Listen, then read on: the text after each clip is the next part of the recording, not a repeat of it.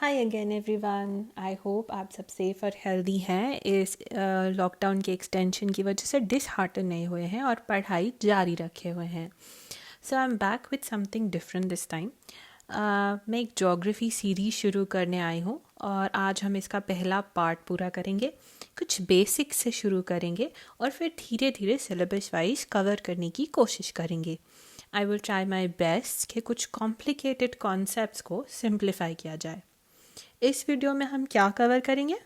Longitudes, latitudes, heat zones क्या हैं दुनिया में मौसम क्यों बदलते हैं और ये अलग अलग टाइम जोन्स और डेट जोन्स का क्या फंडा है।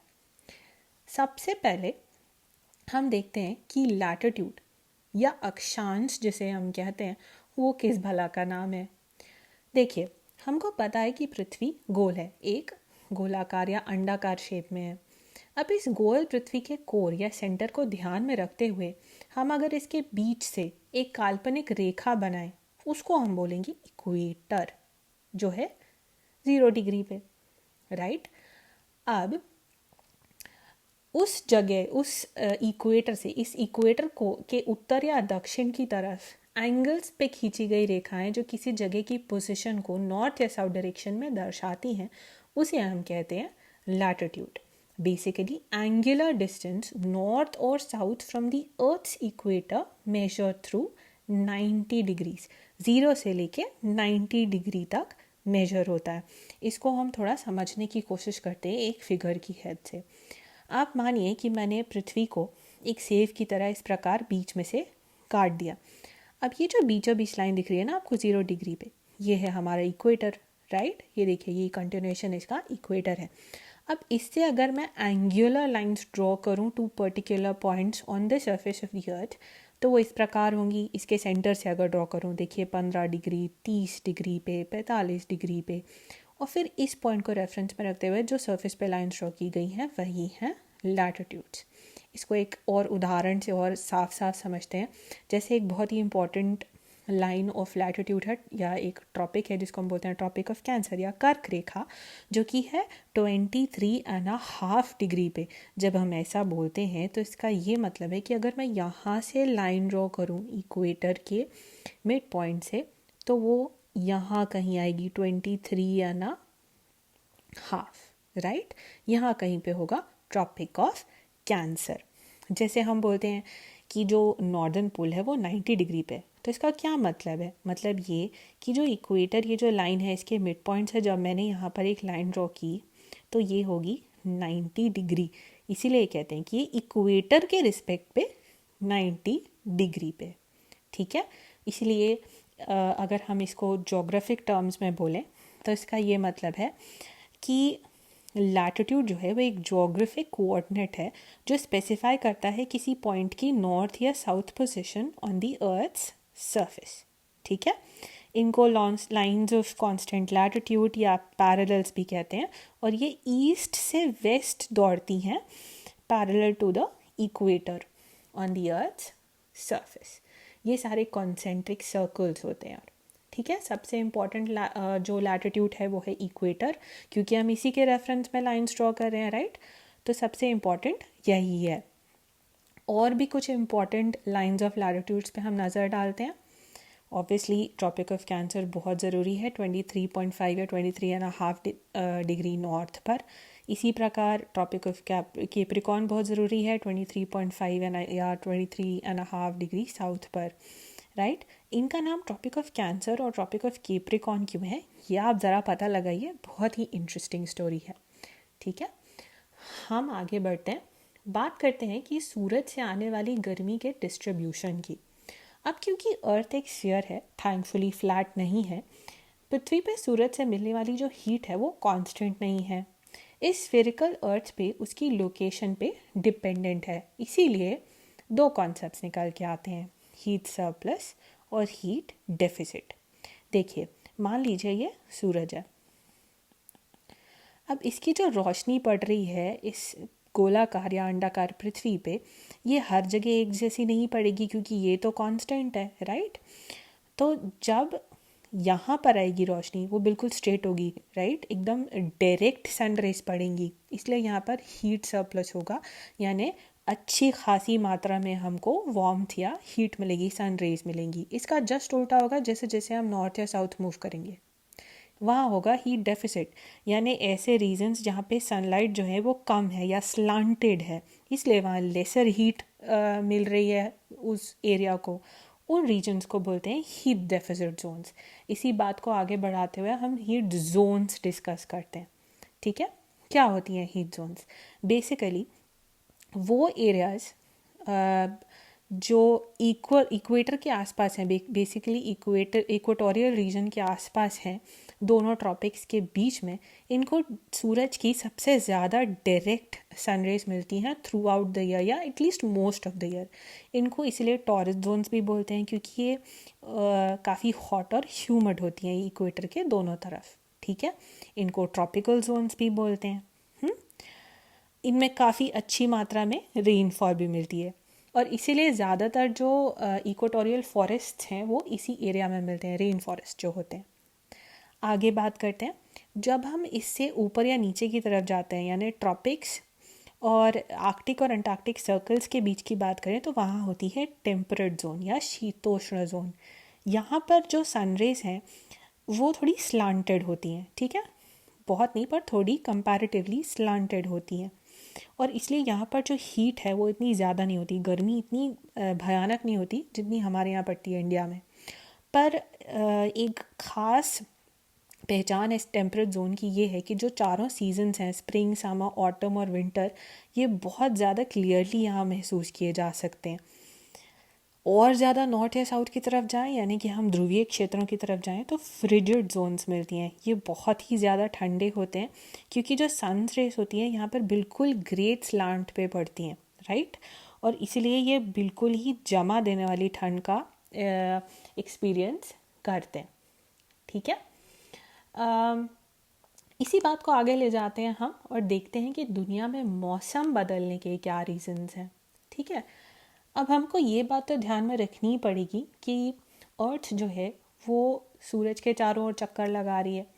सूरज के आप चारों ओर चक्कर लगाते हुए जो अपनी एक्सिस है उस पर भी रोटेट कर रही है और ये जो एक्सिस है ये टिल्टेड है। टिल्टेड है का मतलब ये कि मान लीजिए हमने नॉर्थ पोल को साउथ पोल से कनेक्ट करते हुए बीचों बीच एक अर्थ पे लाइन ड्रॉ करी, राइट, तो जो अर्थ की एक्सिस है वो इस लाइन से 23 डिग्री 23.5 डिग्री का एक एंगल बना रही है। ठीक है, और इसीलिए जो अर्थ है उसको कहते हैं कि वो 23.5 डिग्री टिल्टेड है। और क्योंकि अर्थ एक टिल्टेड स्फीयर है उस पर पड़ने वाली धूप हर जगह एक सी नहीं है और ये टिल्टेड स्फीयर सूरज के चारों ओर चक्कर लगा रहा है इलिप्टिकल ऑर्बिट में। ठीक है, ये देखिए रीजंस फॉर सीजन्स पे हम थोड़ा वापस बात कर लेते हैं। ये देखिए ये टिल्टेड हमारी एक्सिस दिख गई, तो इस वक्त जो नॉर्दर्न हेमिस्फीयर है वो झुका हुआ है सूरज की तरफ, राइट, यहाँ पर गर्मी का एहसास होगा, ये वाले एरियाज में ठंडी होगी, राइट। इसका जस्ट ऑपोजिट यहाँ हो जाएगा, यहाँ नॉर्दर्न हेमिस्फीयर जो है वो सूरज से दूसरी तरफ टिल्टेड है, तो यहाँ पर ठंडी होगी और यहाँ पर होगी गर्मी। ठीक है, इसीलिए हम कह रहे हैं कि इस ऑर्बिट में पृथ्वी कब कहाँ पे और कहाँ पर है और उसका कौन सा हिस्सा सूरज की तरफ झुका हुआ है, इस पर निर्भर करता है कि अर्थ पे, पृथ्वी पे किस जगह पे कौन से सीजन्स हैं। अगर नॉर्दर्न हेमिस्फीयर जो है वो सूरज की तरफ झुका हुआ होगा तब वहाँ गर्मी होगी और सदर्न हेमिस्फीयर में सर्दी। इसी प्रकार इसका उल्टा भी होगा, राइट। तो जब सदर्न विंटर होगी वहाँ पर फ्यूअर डे लाइट आवर्स होंगे, लेस डायरेक्ट सनलाइट होगी, लेसर हीट होगी। जब सदर्न हेमिस्फीयर में समर होगी वहाँ पे मोर डे लाइट आवर्स होंगे, मोर डायरेक्ट सनलाइट होगी और मोर हीट होगी। ठीक है, और देखिए आप, जब ऐसा सिचुएशन आएगा कि जब सदर्न हेमिस्फीयर में गर्मी है तो जो सदर्न पोल है वहाँ पे कभी सूरज नहीं डूबता, अंटार्कटिक समर में सूरज कभी नहीं डूबता। इसका जस्ट ऑपोजिट होगा यहाँ की सर्दियों में, जब आर्कटिक विंटर में जो सन है वो कभी उगता नहीं है। तो अच्छा, अब अर्थ स्फीयर एक स्फीयर है तो हीट जोन्स हैं, टिल्ट है तो सीजन्स हैं, और इस टिल्ट के साथ साथ इलिप्टिकल ऑर्बिट जो है उसका मतलब क्या है, जब ये जो चक्कर लगा रही है सूरज के आजू बाजू, ये ऐसे सर्कुलर पाथ में नहीं लगा रही है, थोड़ा इलिप्टिकल पाथ में लगा रही है। मतलब क्या है कि थोड़ा अंडाकार शेप में इसके आजू बाजू राउंड लगा रही है। और इस वजह से जो सिचुएशंस निकल के आती हैं उनके बारे में बात करते हैं। इन सिचुएशंस को हम बोलते हैं इक्विनॉक्सिस और सॉलिस्टिस। तो पहले तो हम इनका शाब्दिक अर्थ समझते हैं, क्योंकि अगर हमें इनका मतलब समझ में आ जाएगा तो हमको कॉन्सेप्ट अपने आप समझ हो जाएगा। इक्विनॉक्स साल में 2 बार होता है। जो वर्ड है इक्विनॉक्स एक्चुअली एक लैटिन वर्ड से आता है, एक लैटिन टर्म से आता है जिसका मतलब है इक्वल नाइट। इसीलिए इक्विनॉक्स के दौरान ये कहा जाता है या ये माना जाता है कि जो अर्थ सरफेस है वो एक्सपीरियंस करती है equal amount of day light and darkness, 12 hours each. ये तब होता है जब पृथ्वी अपने इलिप्टिकल ऑर्बिट या अंडाकार ऑर्बिट में सूरज के करीब वाले हिस्से में होती है। आप ये फिगर देखिए, आपको समझ आएगा। ये देखिए, पृथ्वी घूम रही है सूरज के आजू बाजू वेस्ट टू ईस्ट इस प्रकार, और ये 2 पोजीशंस ऐसी हैं जब ये सूरज के काफ़ी करीब है, तब होते हैं दोनों इक्विनॉक्सेस। बेसिकली ऐसा टाइम जब दिन और रात बराबर होते हैं। जो ऑटमनल इक्विनॉक्स होता है या ऑटम में, जब नॉर्दर्न हेमिस्फीयर में ऑटम होता है तब पड़ता है, उसको बोलते हैं सितंबर 23 का ऑटमनल इक्विनॉक्स। और इसके जस्ट ऑपोजिट जो स्प्रिंग इक्विनॉक्स है वो सदर्न हेमिस्फीयर में एक्सपीरियंस किया जाता है, वो होता है मार्च 21 को। ठीक है, ये तो हो गया इक्विनॉक्स। अब सॉलिस्टिस क्या होता है? सॉलिस्टिस भी साल में 2 बार हम एक्सपीरियंस करते हैं। जो वर्ड सॉलिस्टिस है ये भी एक लैटिन वर्ड से आता है। लैटिन वर्ड जो 2 भागों में जिसको बांटा जाए तो उसका मतलब है sol which is sun and सिस्टिया which means to make stand. अगर हम इसका मतलब समझें तो ये कि the sun is standing, sun is obviously standing, we are rotating around it। ये तब होता है जब सूरज पृथ्वी के अंडाकार ऑर्बिट की वजह से उससे काफ़ी दूर खड़ा होता है, स्टैंडिंग वेरी फार अवे, ठीक है, from the equator of earth.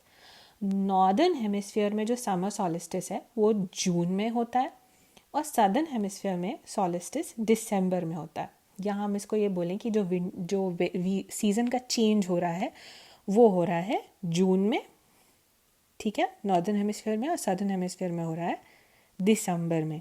तो इसीलिए जो विंटर सॉलिस्टिस है या दिसंबर 21 है तब शॉर्टेस्ट डे रहता है ऑफ द ईयर।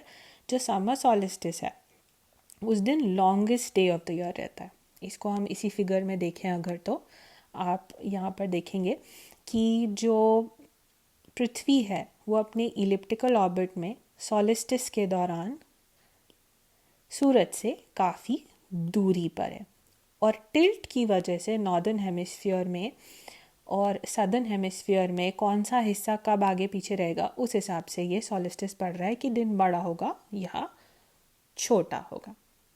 अब इससे संबंधित एक क्वेश्चन देखते हैं जो यूपीएससी के 2013 के प्रीलिम्स में आया था। क्वेश्चन ऐसा है कि variations in the length of day time and night time from season to season are due to A, the Earth's rotation on its axis, or the Earth's revolution around the sun in an elliptical manner, या latitudinal position of that place, revolution of the Earth on a tilted axis। देखिए, पहले तो question समझते हैं हम, इसका क्या मतलब है। ये पूछ रहा है कि जो दिन और रात में जो लंबाई है उसकी जो उसमें जो डिफरेंस है अलग अलग मौसम में, यानी कभी दिन बड़े हो रहे हैं कभी दिन छोटे हो रहे हैं, ये किस वजह से हो रहा है? इसलिए कि जो पृथ्वी है वो अपनी एक्सिस पे रोटेट करती है, या इसलिए क्योंकि एलिप्टिकल मैनर में घूम रही है, या उस जगह की लैटिट्यूडनल पोजीशन की वजह से हो रहा है, या टिल्टेड एक्सिस की वजह से हो रहा है। इसका आंसर मैं आपको बता देती हूँ, पर आप 2 मिनट सोचिए कि क्या हो सकता है। इनके मतलब समझिए आप हिंदी में अच्छे से, इंग्लिश में, जिस भी भाषा में आपकी पकड़ ज़्यादा अच्छी है। आंसर जो है वो इसका डी है। आई होप आपने सही आंसर गैस किया हो। इसको समझते हैं कैसे। देखिए, अगर अर्थ की एक्सेस जो है वो टिल्टेड नहीं होती तो भला ही वो इलिप्टिकल मैनर में घूम रही होती या सर्कुलर मैनर में घूम रही होती, जो टिल्ट है वो नहीं होता तो सन्स रेज नॉर्दर्न हेमिस्फीयर पे भी इक्वल पड़ रही होती हैं और सदर्न हेमिस्फीयर भी इक्वल ही पड़ रही होती हैं, और इसलिए जो दिन और रात हैं उनकी दूरी में, उनकी लंबाई में कोई अंतर नहीं होता।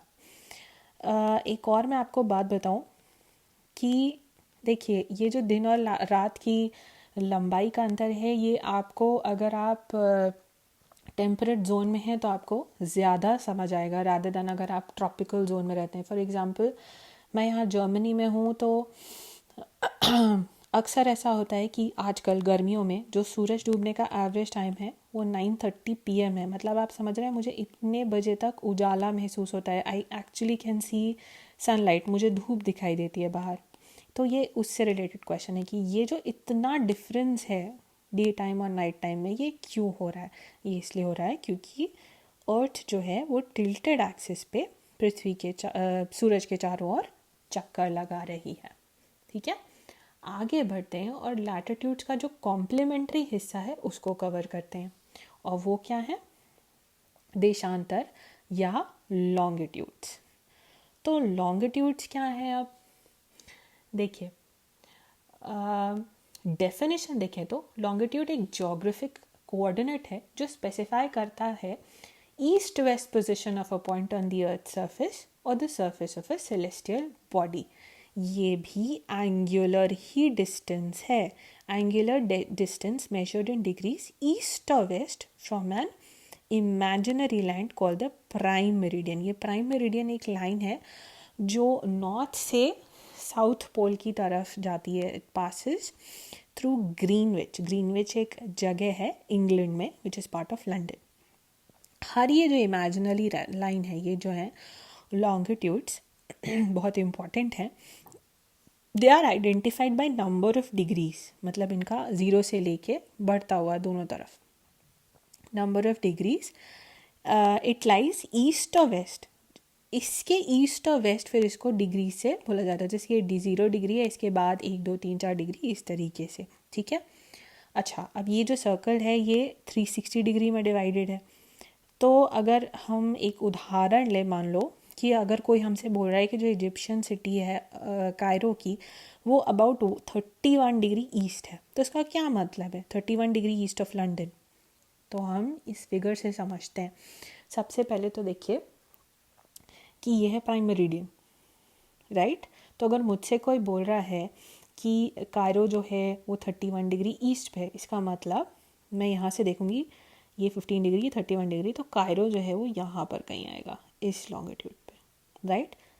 ठीक है, तो अब जैसे हमने लैटिट्यूड को समझा था पृथ्वी को काट के, उसी प्रकार हम अब लॉन्गिट्यूड को भी अगर समझें तो ये वैसे ही है। देखिए, मैंने इसको अगर बीच से काट दिया पृथ्वी को, ये प्राइम मेरिडियन है और इससे एंगुलर डिस्टेंस पे लॉन्गिट्यूड्स हैं, राइट?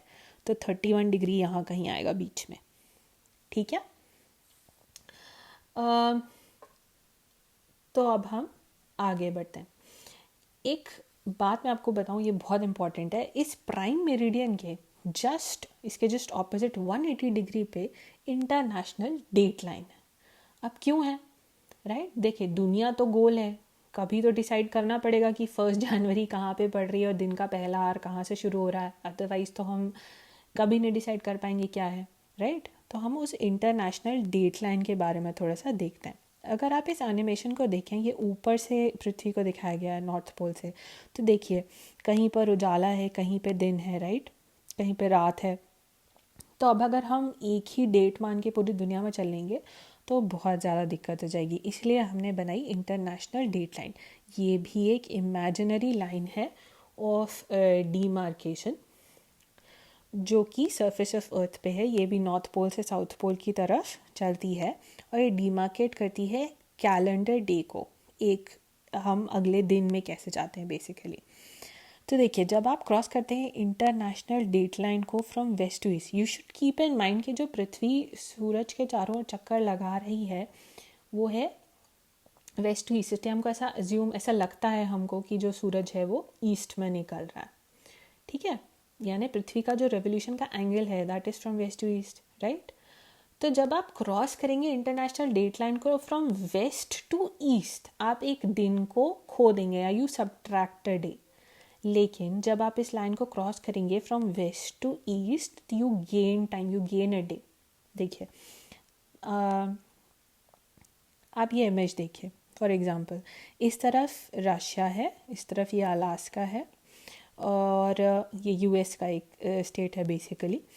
तो जब आप, ये इंटरनेशनल डेट लाइन है, जब इससे आप वेस्ट टू ईस्ट जा रहे हैं तो संडे में है, पर अगर आप ईस्ट टू वेस्ट यानी इस तरफ से इस तरफ जा रहे हैं तो मंडे यानी एक दिन आगे पहुंच जाते हैं। आपके डायरेक्शन ऑफ ट्रैवल पर डिपेंड कर रहा है कि आप चेंज ऑफ डेट जो है वो किस तरह से एक्सपीरियंस कर रहे हैं जब आप इस लाइन को क्रॉस करते हैं।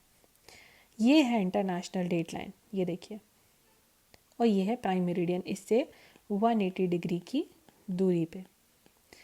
अब आपने नोटिस किया होगा कि प्राइम मेरिडियन तो मस्त एकदम स्ट्रेट है, लेकिन जो इंटरनेशनल डेट लाइन है वो जिगजैग है। तो वो जिगजैग क्यों है? हुआ क्या कि देखिए, यहाँ पे बहुत सारे छोटे छोटे आइलैंड्स हैं और आइलैंड ग्रुप्स हैं, ये जो आपको ये रेड सर्कल्स में दिख रहे होंगे। तो अगर ये स्ट्रेट लाइन हम बना देते हैं मान लीजिए इनके थ्रू, तो ये जो आइलैंड्स है, कई बहुत छोटे छोटे आइलैंड्स हैं जिनका मुश्किल से जिनका स्पैन 5 स्क्वायर किलोमीटर होगा।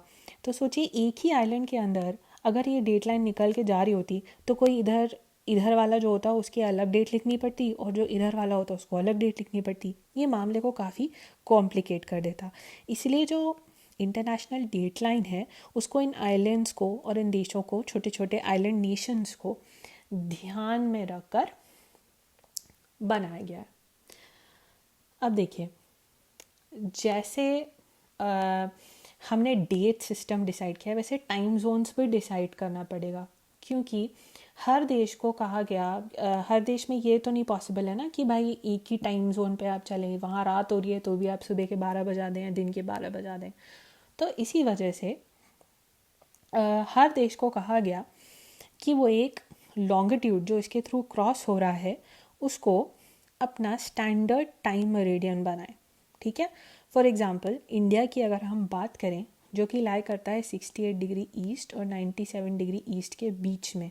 अब ये कैसे डिसाइड हो रहा है? बेसिकली ये प्राइम मेरिडियन से 68 डिग्री ईस्ट और 97 डिग्री ईस्ट पे, यानी हम पूरी तरीके से ईस्टर्न हेमिस्फीयर पे लाई करते हैं। इनके एवरेज को, यानी कि 82.5 या 80.5 डिग्री ईस्ट को हमने अपना स्टैंडर्ड टाइम मेरिडियन घोषित किया है। और फिर उसके बाद इस पर्टिकुलर मेरिडियन को जो हमने डिसाइड किया या जो हर कंट्री डिसाइड करती है, उस मेरिडियन और प्राइम मेरिडियन के बीच में जो एंगुलर डिस्टेंस है उसको कैलकुलेट करके हमको पता चलता है कि उसका टाइम जोन क्या है। ठीक है, तो इसको कैलकुलेट करना एक्चुअली हम देख लेते हैं कि कैसे करते हैं। देखिए, हमको पता है कि जब पृथ्वी अपनी धुरी पर एक चक्कर पूरा करती है तो उसका एक दिन पूरा हो जाता है। मतलब पृथ्वी 24 घंटे में 360 डिग्री घूमती है, राइट? हम 360 डिग्री घूम लेते हैं 24 घंटे में। ओके, तो हम इससे ये पता लगा सकते हैं कि एक घंटे में पृथ्वी कितना डिग्री घूमती है, राइट? वो हम कैसे करेंगे? हम 360 को डिवाइड करेंगे 24 से, जिसका आंसर आता है 15। यानी हम एक घंटे में 15 डिग्री घूम लेते हैं। इसको अगर मैं और सिंप्लीफाई करूं या और डिटेल में जाऊं तो हम ये कह सकते हैं कि हम 60 मिनट में, ये मिनट का सिंबल है, 60 मिनट में हम 15 डिग्री घूमते हैं। यानी हम ये पता लगा सकते हैं कि हम 1 डिग्री कितने मिनट में घूमते हैं। वो हम कैसे करेंगे? हम 60 को डिवाइड करेंगे 15 से। इसका ये मतलब है, इसका आंसर आएगा 4। यानी हम 1 डिग्री घूमते हैं 4 मिनट। ठीक है, I hope this was clear. अगर क्लियर नहीं है तो आप कमेंट्स में लिखिए, मैं ये कैलकुलेशंस आपको एक बार फिर समझाऊंगी। तो अब जैसा कि मैंने आपको बताया कि इंडिया जो है वो 82.5 डिग्री ईस्ट पे लोकेटेड है। तो अगर मुझे पता करना है कि यहाँ कितना टाइम हो रहा है तो हम एक उदाहरण से समझते हैं। मान लीजिए ग्रीनविच मीन टाइम, यानी ग्रीनविच से क्रॉस होने वाला जो प्राइम मेरिडियन है उसमें या यूके में दिन का 12 बज रहा है, और मुझे पता लगाना है कि अब मेरे यहाँ कितना बज रहा है। तो देखिए, ये 0 डिग्री पे है प्राइम मेरिडियन, और अभी मुझे पता चला है कि 1 डिग्री घूमने में 4 मिनट लगते हैं। तो 82.5 डिग्री घूमने में कितने मिनट लगेंगे? 82.5 इंटू 4, इसका जवाब आएगा कुछ 330 मिनट, यानी कि कुछ 5.5 घंटे। अब क्योंकि हम ईस्ट में हैं इसीलिए हम अहेड हैं जीएमटी से, जो वेस्ट में होते हैं वो बिहाइंड होते हैं जीएमटी से। तो हमारा जो टाइम है वो है 5.5 hours ahead of GMT. I hope ये कैलकुलेशन आपको अच्छे से समझ आया हो, क्योंकि ये आपको क्वेश्चन सॉल्व करने में काम आएगा। तो अगर आपको ये समझ नहीं आया तो आप प्लीज़ कमेंट्स में लिखिए, मैं इसको और अच्छे से समझाने की कोशिश करूँगी। अच्छा, अब हमारा जो देश है उसकी चौड़ाई ज़्यादा नहीं है, लॉन्गिट्यूडनल जो स्पैन है वो बहुत ज़्यादा नहीं है, लैटिट्यूडनल स्पैन ज़्यादा है, राइट। पर ऐसे बहुत से देश हैं जो काफ़ी फैले हुए हैं, और उन कंट्रीज़ जो हैं वो एक टाइम जोन से उनके लिए काफ़ी कॉम्प्लिकेटेड हो जाता मामला, इसलिए वहाँ पे मल्टीपल टाइम जोन्स हैं। दुनिया में एक्चुअली 24 टाइम जोन्स हैं, पर अब जैसे हम रशिया का अगर उदाहरण लें तो वो उन 24 टाइम जोन्स में से 11 टाइम जोन्स कवर करता है। ये देखिए, ये पूरा रशिया का मैप है और जितने आपको कलर्स दिख रहे हैं उतने ये टाइम जोन्स हैं। तो this is the most time zones in any country, not counting overseas territory. इसी तरह यूएसए में 6 टाइम जोन्स हैं, क्योंकि अगेन उसका भी जो लॉन्गिट्यूडनल स्पैन्स हैं वो बहुत ज़्यादा है, ठीक है। अब कुछ वर्ड ऑफ एडवाइस है मेरी तरफ से आपके लिए। देखिए, ये जो हमने जिन लाइंस की बात की, इमेजिनरी लाइंस की, ये काफ़ी इंपॉर्टेंट हैं, चाहे वो इक्वेटर हो चाहे वो ट्रॉपिक्स हो। तो इस तरह के क्वेश्चंस अक्सर आते हैं हर तरह के प्रीलिम्स में कि कौन सी कंट्रीज़ हैं या इम्पॉर्टेंट सिटीज़ हैं जिनके थ्रू ये पास होते हैं। तो आपको ये ज़रूर आना चाहिए, ठीक है। आप देखिए, आपके पास एक एटलस ज़रूर होना चाहिए, ब्लैक स्वान एटलस या ऑक्सफोर्ड एटलस अच्छे होते हैं, आप इन्हें लाइए। आप खुद देखिए कि ये लाइंस किन किन देशों से पार हो रही हैं। क्या करिए, एक हाइलाइटर लीजिए और इनको खुद मार्क कीजिए, और जब आप मार्क करेंगे तो देखेंगे कि ये किन किन देशों से गुजर रहे हैं, ठीक है। इसी प्रकार आपको देखना चाहिए कि जो ट्रॉपिक ऑफ कैंसर है वो किन स्टेट से गुजरता है इंडिया के, और फिर जैसा कि आपको पता होगा कि ये एमपी से गुजरता है। तो अगर आप एमपी पीसीएस की तैयारी कर रहे हैं तो आपको पता होना चाहिए कि एमपी के कौन से डिस्ट्रिक्ट्स हैं जिनसे ये कर्क रेखा निकलती है। इसी प्रकार जीएमटी लाइन और आईएसटी लाइन जो है वो किसके थ्रू या कौन सी ऐसी फेमस सिटीज़ हैं जिनके पास से गुजरती है, राइट। टाइम कैलकुलेशंस आप प्रैक्टिस कीजिए, क्योंकि जैसा कि मैंने आपको बताया इस प्रकार के क्वेश्चंस आते हैं जो स्पेसिफिकली पूछते हैं कि इस पर्टिकुलर लॉन्गिट्यूड में कितना बजा होगा अगर जीएमटी में इतना बज रहा है। तो मैपिंग आपके लिए बहुत इम्पॉर्टेंट है। आप एक एटलस लेके आइए। अगर आप मैपिंग की, या आप एक मैप फ्रेंडली नहीं है, अगर आपको मैप रीड करना नहीं आता, आपको जगह लोकेट करना नहीं आती हैं, आप अगर इस चीज़ की प्रैक्टिस नहीं करेंगे तो आपका ज्योग्राफी इम्प्रूव होना इम्पॉसिबल है। आखिरी में मैं ये कहना चाहूँगी, एनसीईआरटीज़ पढ़िए आप। पुरानी एनसीईआरटीज़ जो हैं वो बहुत ज़रूरी हैं पढ़ना। वो केवल ज्योग्राफी के लिए नहीं, वो किसी भी सब्जेक्ट के लिए पढ़ना बहुत ज़रूरी है। जैसे ये जो पूरा क्लास है ये मैंने एनसीईआरटी की जो क्लास 6 का चैप्टर 2 है, latitudes longitudes and time zones, उस पे बेस्ड बनाया है। तो देखिए, एनसीईआरटी के बिना तो ये बिल्कुल इम्पॉसिबल है किसी भी तरह की प्रिपरेशन। और एंड में मैं कुछ क्वेश्चंस हैं या कुछ एग्जांपल्स हैं जो आपको दिखाना चाहती हूँ। फॉर एग्जांपल देखिए, टाइम कैलकुलेशंस की मैंने बात की, तो इस तरह के क्वेश्चंस बहुत स्ट्रेट फॉरवर्ड क्वेश्चन है ये वैसे तो, कि अगर 12 नून है जीएमटी में तो 75 डिग्री ईस्ट पे कितना बज रहा होगा। इसका ऑपोजिट एग्जांपल भी लें कि अगर 12 नून है जीएमटी में तो 30 डिग्री वेस्ट में, या देखिए ईस्ट और वेस्ट दोनों तरह के क्वेश्चन है, कितना बज रहा होगा। ये क्वेश्चन जो है ये एक्चुअली यूपीएससी के प्रीलिम्स में आया है। 99 में पूछा गया है कि if it is 10 AM IST then what would be the local time at Shillong on 92 degree east longitude. ये ऑप्शंस है। वैसे मैंने यहाँ आपको कैलकुलेशन बताया है, लेकिन मुझे अच्छा लगेगा अगर आप ये खुद सॉल्व करें, ठीक है। फिर मैंने आपको बोला कि जो इम्पोर्टेंट लाइंस हैं देखिए कि आप उनमें से क्या क्या कहाँ कहाँ से गुजर रहा है या किसके आसपास से गुजर रहा है, उस तरह के क्वेश्चंस। ये यूपीएससी प्रीलिम्स में आए हुए क्वेश्चंस हैं। पहला क्वेश्चन है which of the following straits. Straits आपको पता होगा, एक ऐसी छोटी वाटर बॉडी जो दो बड़ी वाटर बॉडीज़ को आपस में कनेक्ट करी है। फॉर एग्जांपल पॉक स्ट्रेट आपने नाम सुना होगा, इंडिया श्रीलंका के बीच में। तो which of the following straits is nearest to the international date line. ठीक है, इसका आंसर आप ढूंढिए, मैपिंग करिए, मैप पे ढूंढिए, प्लीज़ डोंट गूगल इट, अपने मोबाइल पे मत सर्च कीजिए। एक एटलिस्ट खोलिए, उसमें इंटरनेशनल डेट लाइन ढूंढिए और देखिए कि कौन सा स्ट्रेट जो है वो इंटरनेशनल डेट लाइन के सबसे करीब है। Again this is one of the very popular questions कि इन्होंने कंट्रीज़ दी हुई हैं चार और पूछा गया है कि कौन सी कंट्रीज़, अब which of the above countries through which of the above countries tropic of Capricorn passes. यहाँ मैं आपको एक हिंट दूँ, ब्राज़ील एक ऐसी कंट्री है जिससे कि इक्वेटर और ट्रॉपिक ऑफ कैप्रिकॉर्न दोनों गुजरते हैं। ठीक है, तो अब आप आगे देख सकते हैं इन चार ऑप्शंस में, और फिर इस इक्वेशन को भी इस क्वेश्चन को भी मैपिंग के थ्रू सॉल्व कीजिए, खुद सॉल्व कीजिए, please don't search it on the internet. So this was it guys, hope आपको ये वीडियो पसंद आया होगा। आपको अगर इस टॉपिक पे हिंदी या इंग्लिश में नोट्स चाहिए तो मुझे ज़रूर बताएं। अगर आप चाहते हैं कि मैं ये सीरीज़ कंटिन्यू करूं तो कमेंट कीजिए, और लेटेस्ट वीडियोस के लिए सब्सक्राइब करें इस चैनल को और बेल आइकन पे क्लिक करें। आई होप आपकी पढ़ाई बहुत अच्छी चले, आपका प्रिपरेशन इसी तरह अच्छी स्पीड पे चलता रहे। Until the next time, stay safe, stay healthy.